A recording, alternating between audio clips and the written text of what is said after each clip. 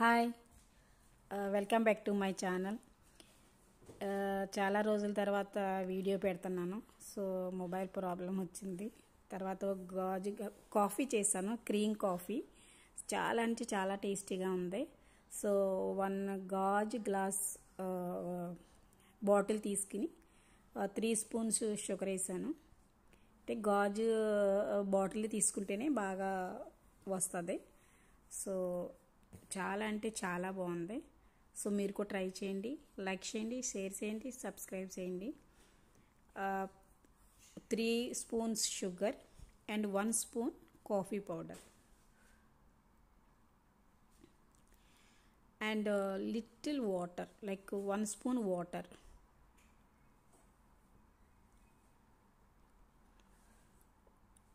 One spoon water వేసి 1.5 spoon water and 4 ice cubes వేసాను. 3 అయినా వేసుకోవచ్చు, 4 అయినా వేసుకోవచ్చు. ఇది స్మాల్ బాటిల్. ఇది మీరు కావాలంటే బిగ్ బాటిల్ తీసుకుని కూడా చేసుకోవచ్చు. నా దగ్గర చిన్న బాటిల్ ఉంది, అది చేశాను నేను. చాలా షేక్ చేయాలి, గట్టిగా పట్టుకుని బాగా టైట్గా పెట్టేసి. సో మనం ఒక్క 10 నిమిషాలైనా చేయాలి. చేసిన తర్వాత క్రీమీ లాగా వస్తుంది. చాలా అంటే చాలా టేస్టీగా ఉంది ఈ కాఫీ.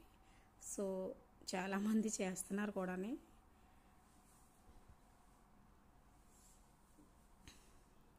ఒక్క 10 నిమిషాలైనా మనం షేక్ చేయాలి. చేసిన తర్వాత అప్పుడు మనం ఓపెన్ చేసి చూడండి. చూస్తే సో మళ్ళీ వీడియో ఎందుకో ఇలా వచ్చేసిందో అర్థం అవ్వలేదు.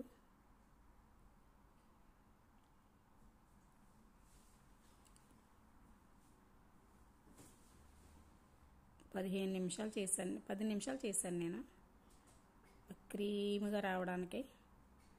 సో 10 నిమిషాల్లో ఇలా అయ్యింది. చూసారా, క్రీమీ చాలా అంటే చాలా టేస్టీగా ఉంది కాఫీ.